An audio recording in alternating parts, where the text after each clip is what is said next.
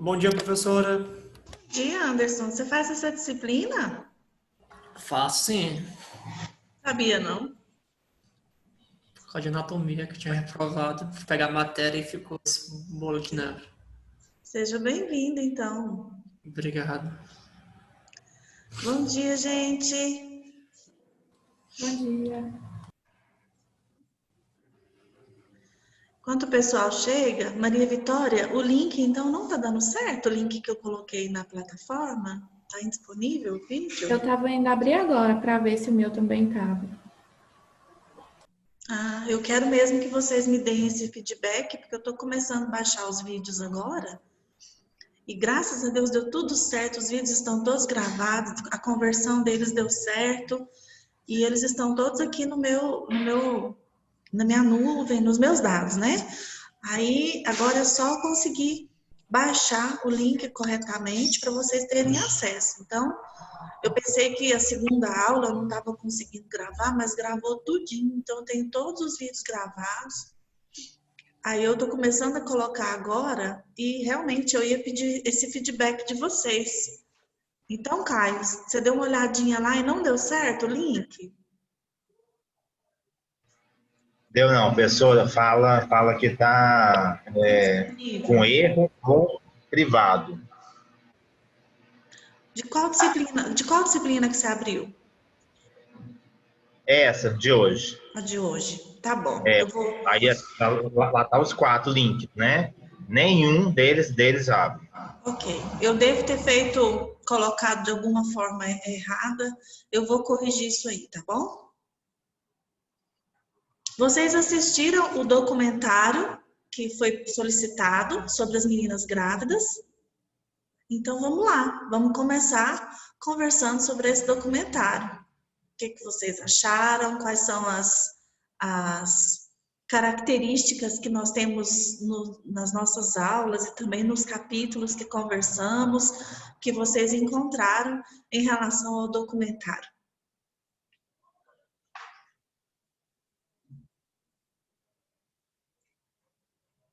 Pode falar? Vamos lá, Tá, então. Caio, fala. É, o que mais linka, né? É Sim, a idade, né? Realmente é uma com 13, uma com 15, né? São muito novas, né? Tem algumas que até brincam que vai ser bebê delas, boneca, tal. Mas o que me chocou mais é que algumas mães até aceitaram, né? Teve uma que não, mas uma aceitou, tal, mas assim, é muito nova, né, professor? É muito assim, os pais não querem nada com nada, são muito novos também, pensa, tem um lá que tem a mãe, que está grávida, e a filha grávida também. sim, Então, assim, a mãe, olha que exemplo, né? A mãe pode cuidar, já sabe como que a mãe fica grávida. Então, assim, hoje tem muitos métodos, né? Mas é meio difícil. verdade. Amanda. Essa questão dos pais, assim, eu fiquei observando bastante, me impactou muito, assim, a forma da diferença como os pais lidavam com a gravidez das meninas, né? Que Certo. tinha, por exemplo, tinha um pai lá que me marcou muito, que ele virou e falou assim, "Nossa, talvez se eu tivesse dado mais amor, mais atenção, né? Isso não teria acontecido, né? Aí já tem outra mãe lá que estava mais calorosa, digamos assim, né? Meio revoltada e tal. Já tinha, assim, cada mãe, cada pai reagia de uma forma, né? E a gente via também como a forma de reação desses pais também interferia até, assim, parece que no brilho que essas meninas continuavam a ter ou não depois desse processo de gravidez, né? Porque algumas, assim, parecia que tinha perdido total a esperança mesmo, assim, de construir a personalidade, construir uma carreira, de construir qualquer coisa, né? Sim.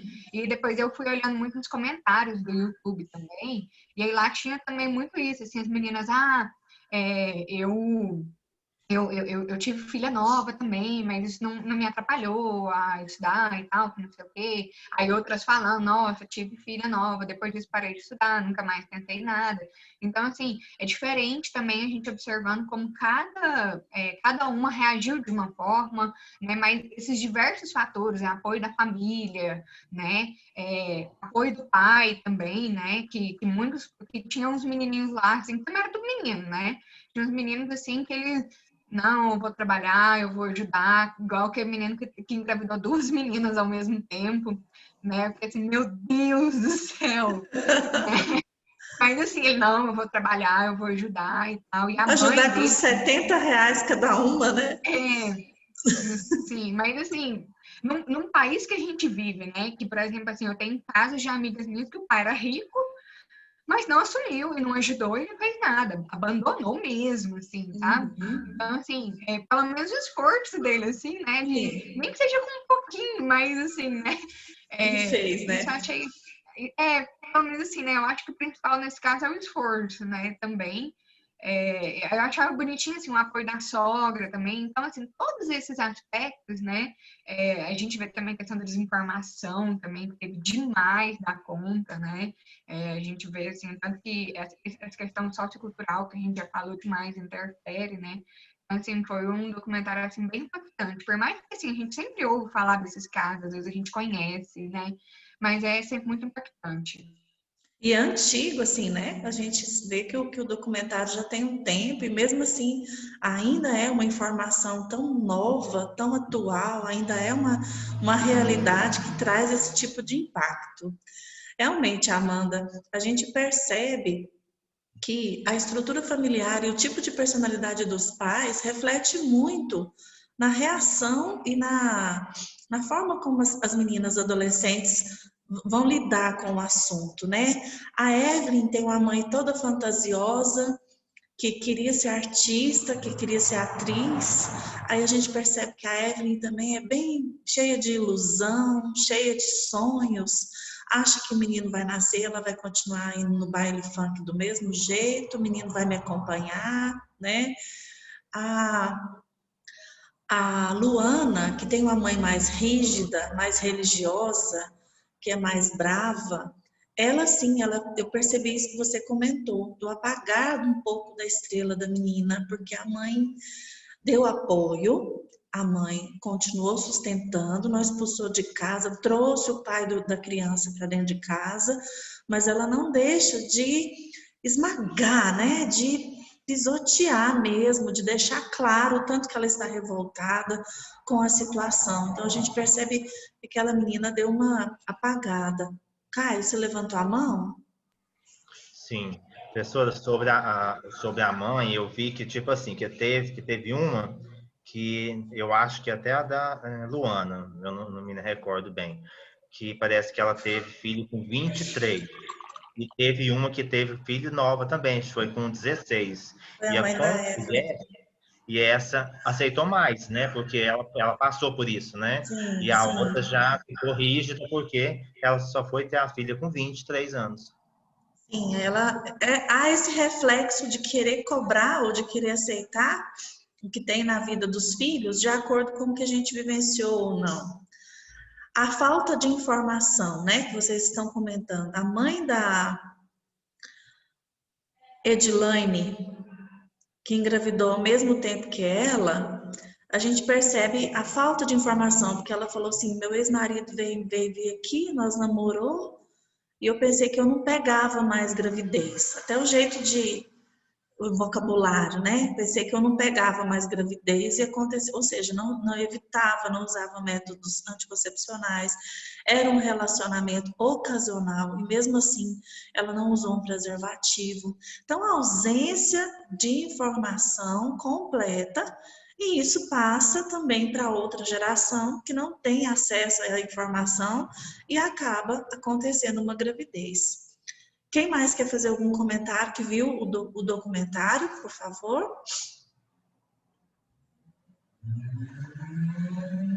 Ninguém?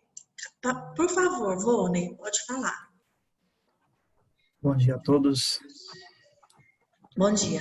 Eu acho que é interessante perceber A gente fala de informação, mas uma coisa que vem muito ao meu coração é formação da pessoa, em todos os aspectos. E você percebe que a questão cultural, em tratando de Brasil, a nossa realidade, levar em consideração o aspecto também econômico, né? Isso é muito forte, social, e também essa dinâmica de apresentar às pessoas, em todos os âmbitos, aquilo que o ser humano mais busca, que é a felicidade. Mas buscando isso de uma maneira que realmente possa ajudar essas pessoas. E impactou muito ver essa realidade, porque também, como padre há 14 anos, a gente acompanha também na nossa realidade de Goiás, na nossa região aqui, a gente pensa que muitas coisas que a gente vê está longe de nós, mas está mais próximo do que a gente pensa. Eu já acompanhei muitas situações de meninas, né, grávidas, em que a mãe chegava desesperada: padre, o que que eu fiz? O que que aconteceu? E aí você percebe que a culpa é da criança? Não, ela está simplesmente vivendo aquilo que ela recebeu. Mas os pais também não tiveram formação. E eu penso que nós, como futuros psicólogos, devemos ter muito isso bem claro, que devemos buscar levar as pessoas a ter formação, a passar formação. Sim, é É o que eu minha ideia. sempre. Exatamente, você tem razão. Obrigada pela sua participação. É sempre importante, eu sempre friso esse nome dessa participação do psicólogo, é a psicoeducação. É muito importante. Em qualquer âmbito que o profissional da psicologia for inserido, ele pode fazer psicoeducação.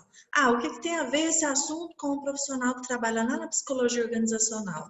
Ah, o dia da família que fizer na empresa e tiver acesso a criança e adolescente, ao invés de só pôr pula-pula e algodão doce para esses meninos, vamos fazer uma oficina de psicoeducação, levar folhetos de informação para os pais, olha, como ensinar seu filho a respeito disso, e dar várias dicas. Então, a psicoeducação, ela está presente em todas as modalidades, em todas as áreas que o psicólogo pode atuar. Pois não, Amanda? Depois do vídeo, eu fui ver uma reportagem, né, que falou sobre um aspecto muito interessante que o padre Bono levantou, que não é só a questão da falta de informação, porque estamos vivendo uma época que mais tem acesso à informação, mas essa informação ela tem que ser dirigida de uma forma inteligente. Ela é médica, né? Ela estava explicando assim, olha, não basta a gente só dar informação, a gente tem que fortalecer o emocional desse jovem para também ter uma autoestima mais elevada. Por quê?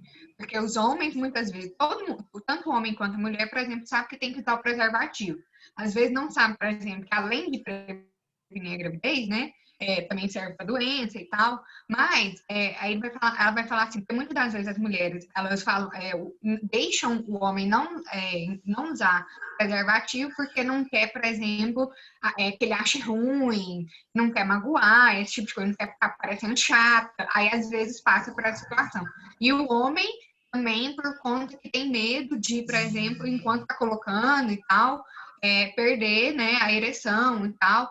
Então, aí, assim, ela falando assim, se reforçar, né, também, por exemplo, na menina da ela fala, não, independente, eu não quero engravidar, eu não quero correr risco de pegar uma doença sexualmente transmissível, então, se não tiver, não vai ter. Então, assim, esse aspecto de autoestima, ela falou, assim, que interfere muito. Então, assim, não basta só ter informação, precisa também dessa firmeza, né, de educação, de autoestima e tal, né? Então tem que ser uma orientação, uma inteligência, né? Uma formação técnica, mas também uma formação emocional nesse aspecto.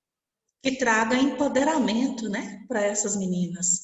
Não apenas conhecer a informação, mas ter capacidade de utilizar essa informação a seu favor, sem se sentir diminuída, sem se sentir ofendida. Exatamente. É por aí. Bom, pessoal, o capítulo de hoje é grande e a gente ainda tem o filme aí para a gente comentar e colocar no meio, então vamos embora lá no capítulo também, a gente vai, à medida que for avançando no capítulo, nós vamos também citando o documentário, porque tem todo um momento aqui no capítulo que tem a ver com o conteúdo do filme, né? Esse capítulo, que vem falar sobre o desenvolvimento psicossocial da adolescência, vem mostrar a busca da identidade que o adolescente tem. É muito claro isso. Até quem nunca fez psicologia, até quem nunca leu a respeito do assunto, sabe que é um momento chamado conhecidíssimo por crise de identidade. A gente percebe essa crise de identidade quando o adolescente não tem uma vontade própria, ele é muito levado pelo gosto dos amigos, ele é muito levado pela opinião de com quem ele anda. Nós percebemos então que há uma busca incessante em relação a isso. E Erikson, ele diz que existe dois polos, né? Tem o adolescente que está na crise da identidade versus a confusão de identidade. Que confusão de identidade é essa? É aquela busca mesmo do seu próprio valor, da sua própria missão como pessoa. Eu brinquei na aula passada que o adolescente tem aquela crise de ninguém me ama, ninguém me quer, eu não sei para que eu existo, por que eu estou nesse mundo, não gosta do próprio corpo, o corpo começa a ter as suas mudanças e eles não se conformam com esse corpo. Há muito ainda na mídia, está muito forte a questão do padrão de beleza, do corpo perfeito. Quem não tem aquele corpo parecido com o que a mídia prega fica se sentindo diminuído, não tem ainda um fortalecimento egóico suficiente para superar ou para suportar essas veiculações em massa, que é a imagem perfeita, a imagem ideal, né? Então, o real e o ideal ficam muito distantes e os adolescentes entram nessa confusão de identidade. Isso não é presente apenas nas meninas, mas nos meninos também, né? Hoje em dia, há aquela força da mídia, principalmente, em relação ao corpo perfeito da menina ser de determinado formato, mas hoje em dia para os homens também, a coisa do atletismo, do corpo escultural, do homem forte, do homem bombado, e o adolescente, às vezes, ainda não em condições hormonais de ter um corpo como esse, se sente diminuído. Então, a gente precisa entender, o papel do psicólogo é entender que há esse período que o corpo se transforma, que os hormônios estão assim, fervilhando dentro do corpo e dentro da cabeça. E o adolescente necessita de apoio para enfrentar essa crise de identidade na qual ele se encontra. E algumas pesquisas apontam a respeito de diferenças, né, entre meninos e meninas, mas o que eu acho interessante frisar é que os dois precisam de apoio. E às vezes as meninas, elas expressam mais essa necessidade de ajuda do que os meninos. Então, de repente, quando a gente conhece, tem acesso a um adolescente menino, seria interessante a gente oferecer o apoio mesmo sem eles pedir. Quer conversar? Vamos conversar. Não precisa vamos conversar e ter aquele papo formal. Mas é no sentido de chamar para apoiar, conversar coisas do dia a dia. É perceptível quando os adolescentes não conseguem ter acesso aos pais de uma maneira aberta, não tem diálogo aberto com os pais, mas eles têm alguns adultos que eles têm preferência com quem conversar.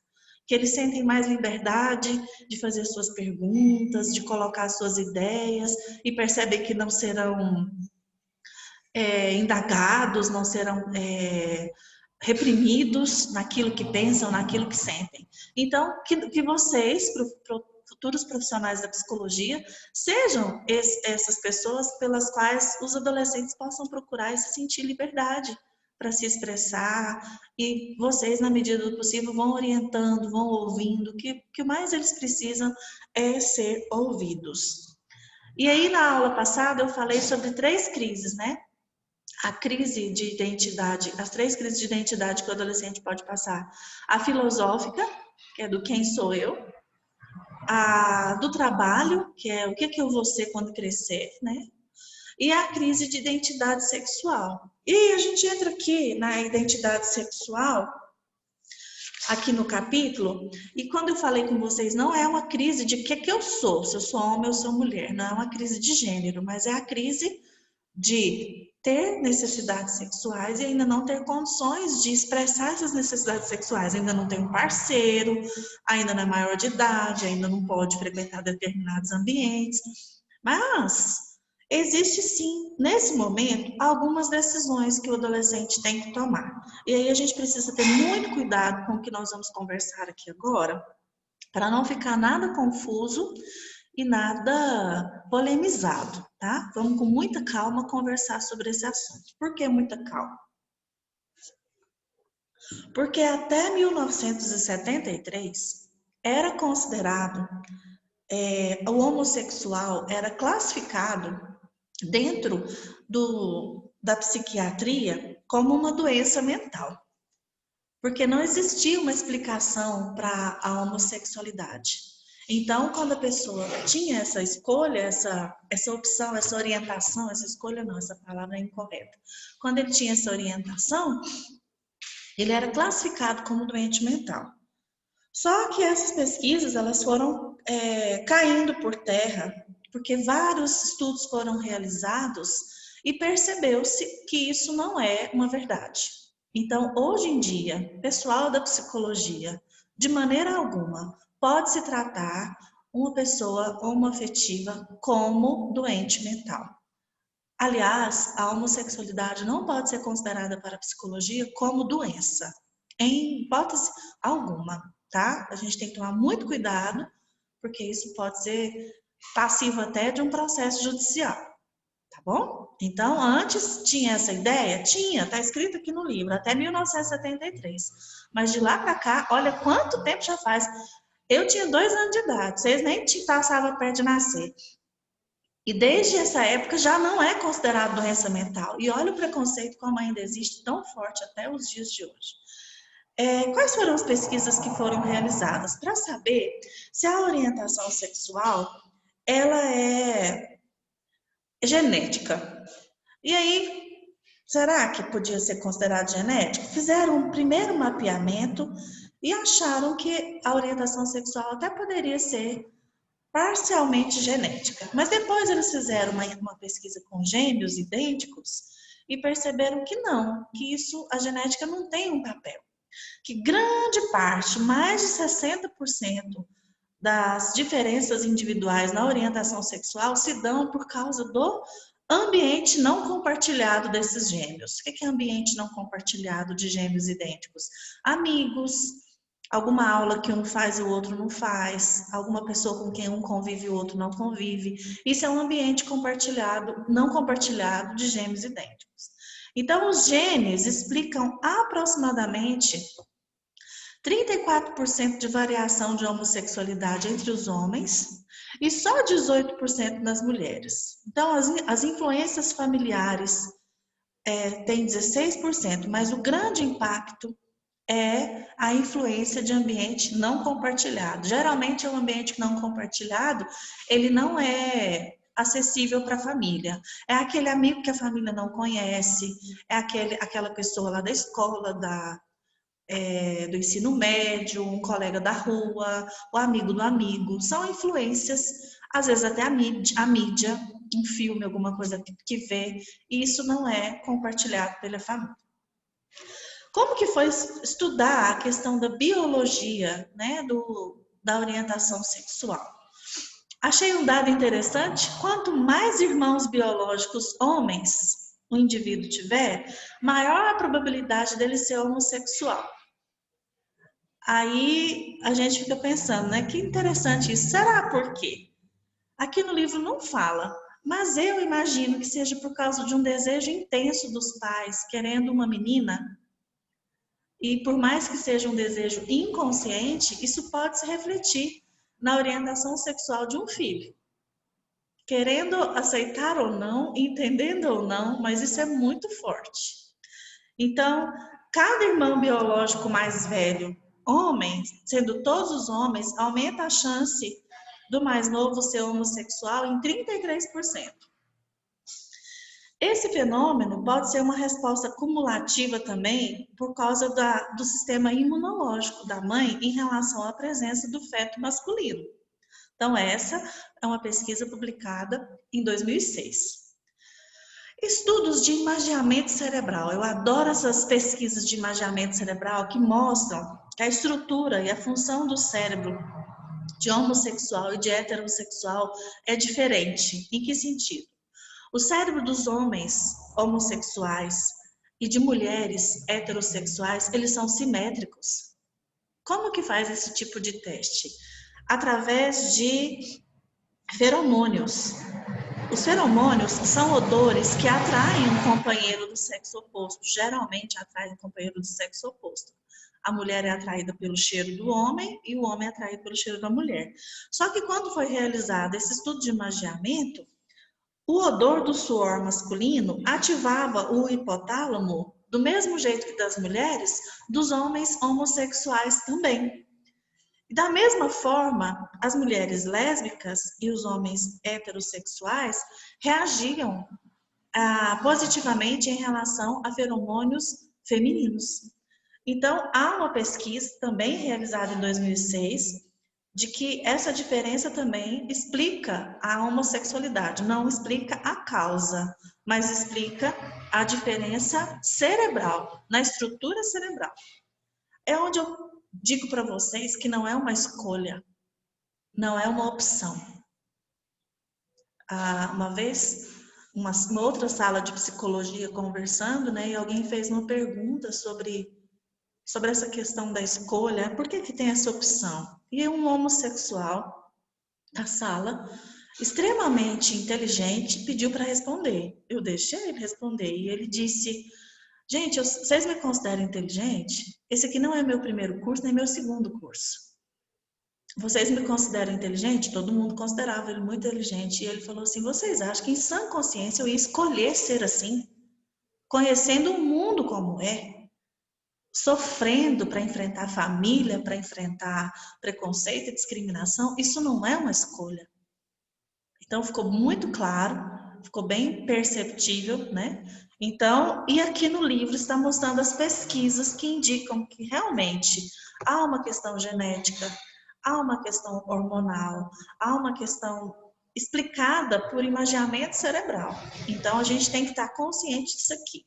E isso começa a se clarear, não que brota, não que aparece do nada na adolescência, mas isso vai ficando mais claro na adolescência, por quê? Porque na adolescência o indivíduo começa a manifestar a sua sexualidade.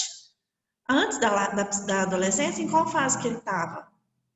Na terceira infância, que segundo Freud o menino está na latência, a libido adormece, ele não está interessado em buscar companheiro ou companheira sexual. Então, inclusive, se alguém brinca, eles ficam com nojo. A menina não gosta que o menino passe a mão no cabelo dela. Ô tia, fulana passou a mão no meu cabelo. Então, a gente percebe que há esse embate em relação ao outro sexo. Entra-se na adolescência, os hormônios começam a trabalhar e aí começa a se explicitar um pouco mais o comportamento sexual. Portanto, a orientação sexual também começa a ser visível nessa época. É muito interessante a gente pensar que o comportamento... Quem me chamou? Eu. Oi, Rafael. Eu queria só esclarecer uma pergunta aí. Pois não. Você falou a respeito da questão ambiental, né? Sim. Da influência ambiental na homossexualidade. A gente pode afirmar que se um homossexual tivesse tido uma criação em uma família diferente, um ambiente diferente, ele poderia ser hétero? Não pode afirmar nem que sim, nem que não. Não é porque nesse... o ambiente é só um fator, não é o fator, no caso. Exatamente. Exatamente. A gente não pode dizer assim que a culpa é do pai ausente, que não foi um modelo masculino. Não, porque às vezes a mãe é uma mãe autoritária.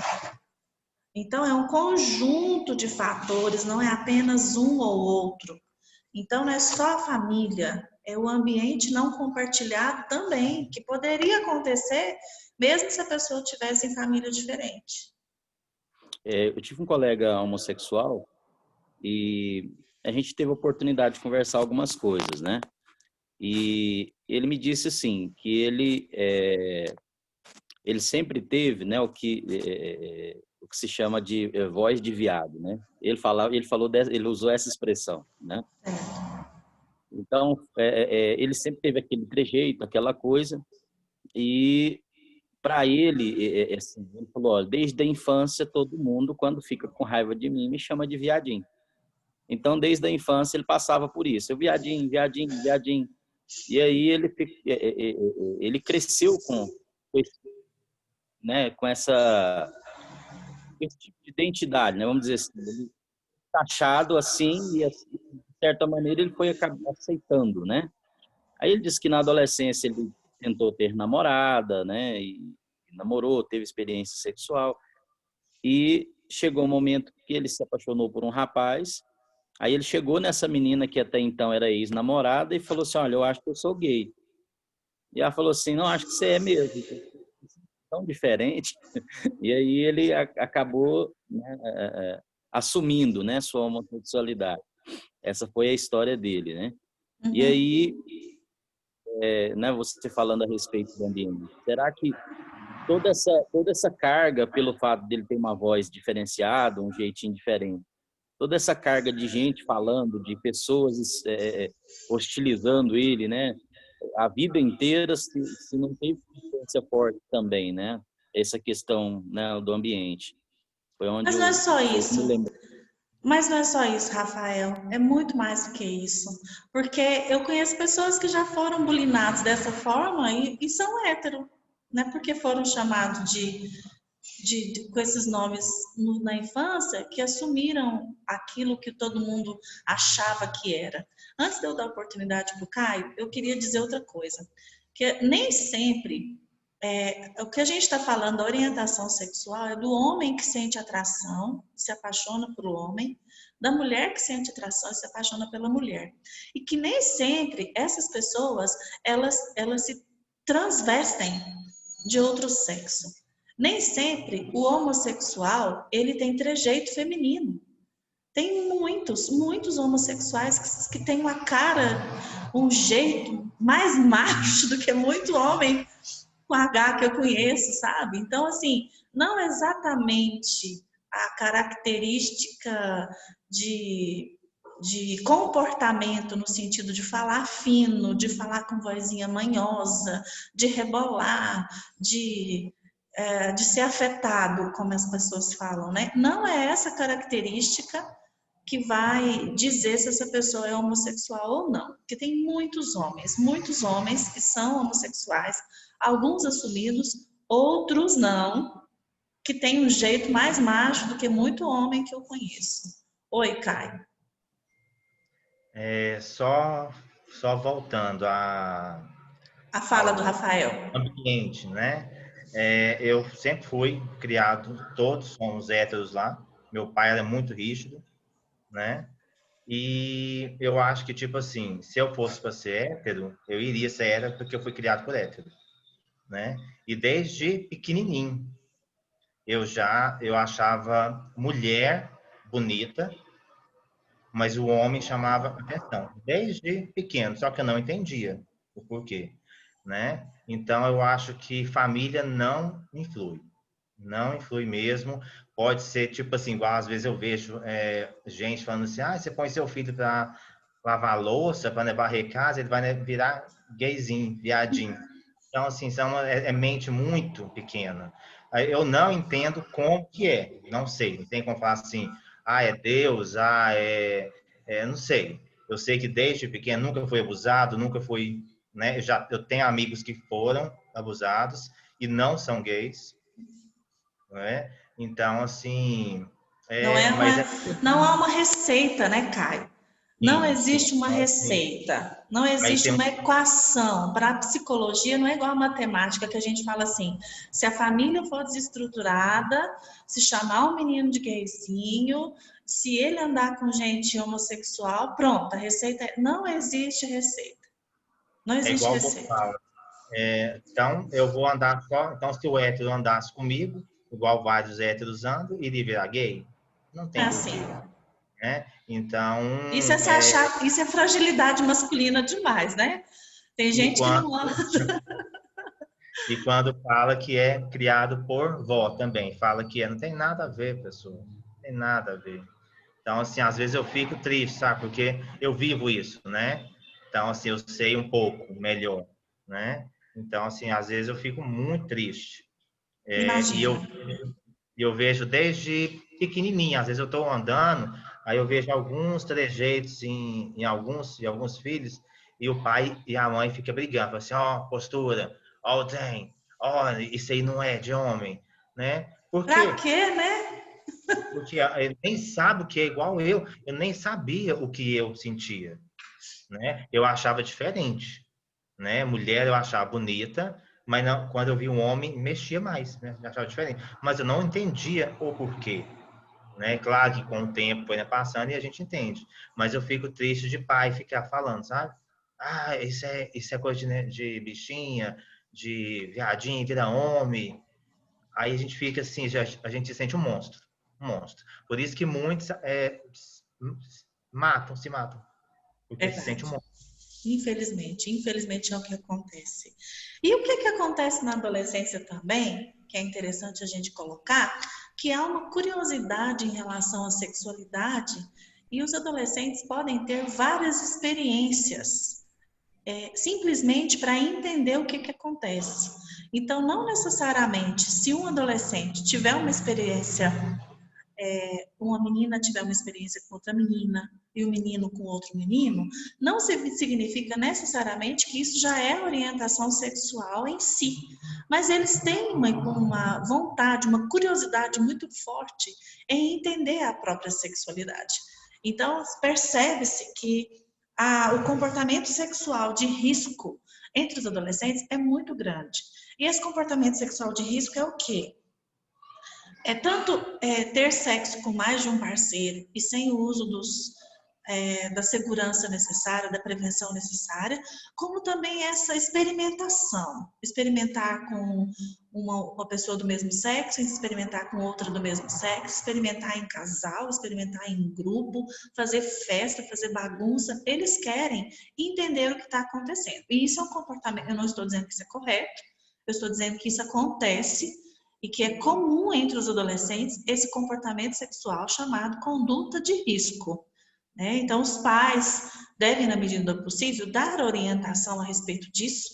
E eu não posso deixar também de falar que, já que o adolescente ele tem uma crise de identidade, ele está assim naquela formação, existe a pessoa que, como o Caio se exemplificou, obrigada, Caio, pela sua confiança em conversar isso com a gente,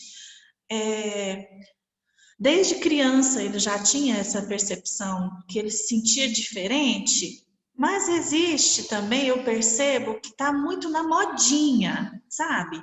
Tá muito legal hoje em dia ser bi, tá muito legal hoje em dia ser diferente. Então, às vezes, para afrontar os pais, às vezes, para afrontar a escola, eu vejo que menina fica com menina, às vezes diz que está namorando com menina, e eu percebo que é muito uma questão de conduta de desafio. Não necessariamente porque já tem uma identidade formada ou já tem uma orientação sexual decidida. Meu minuto vai acabar daqui a pouquinho, quando cortar a gente volta no mesmo link, tá certo? Então eu percebo também que há essa questão da modinha, que a gente não pode deixar de citar, que entre os adolescentes é muito forte. Eles costumam ter esse comportamento de imitação. É o famoso Maria vai com as outras que as mães falam, né? Que é muito comum esse ditado da mãe falar. Ah, se fulano pular no buraco, você pula também, porque tudo que uma faz, a outra faz. E assim, o jeito de se vestir, o jeito de pintar o cabelo, o jeito de pintar as unhas, modelo de música, de tudo. Tudo é um seguindo o outro. E às vezes esse comportamento também pode ser imitado.